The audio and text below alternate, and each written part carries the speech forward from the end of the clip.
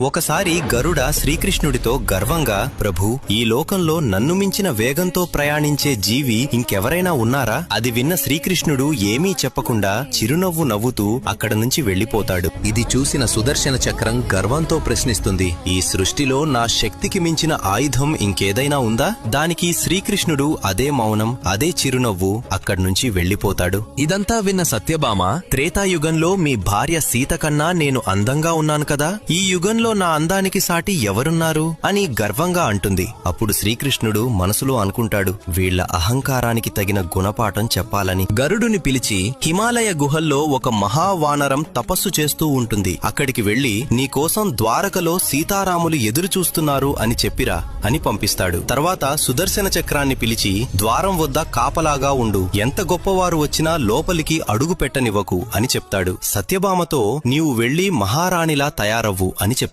గరుడ హిమాలయాలకు వెళ్లి హనుమంతుడితో శ్రీకృష్ణుడు చెప్పిన మాటలను చాలా గర్వంగా చెప్పడం మొదలు పెడతాడు. ఆ మాటలు పూర్తవక ముందే హనుమంతుడు గరుడ కంటే 1000 రెట్లు వేగంగా దూసుకెళ్తాడు. అది చూసి గరుడ ఆశ్చర్యపోతాడు. హనుమంతుడు ద్వారక చేరుకుని రామునిలా ఉన్న శ్రీకృష్ణుడి ఎదుట వాలిపోతాడు. అప్పుడు శ్రీకృష్ణుడు అడుగుతాడు, ద్వారం వద్ద నిన్ను ఎవరు ఆపలేదా హనుమా? హనుమంతుడు చిరునవ్వుతో, స్వామి, ఒక చక్రం ఆపాలని చూసింది, కాని దానితో యుద్ధం చేస్తే మీ దర్శనం ఆలస్యమవుతుందనిపించింది, అందుకే దాన్ని అమాంతం మింగేశాను అని సమాధానం చెప్తాడు. హనుమంతుడు సత్యభామ వైపు చూస్తూ, స్వామి, ఈ చెలికత్తె ఎవరు? నా సీతమ్మ తల్లి ఎక్కడ ఉంది అని అడుగుతాడు. ఇలా శ్రీకృష్ణుడు, గరుడ, సుదర్శన చక్రం, సత్యభామ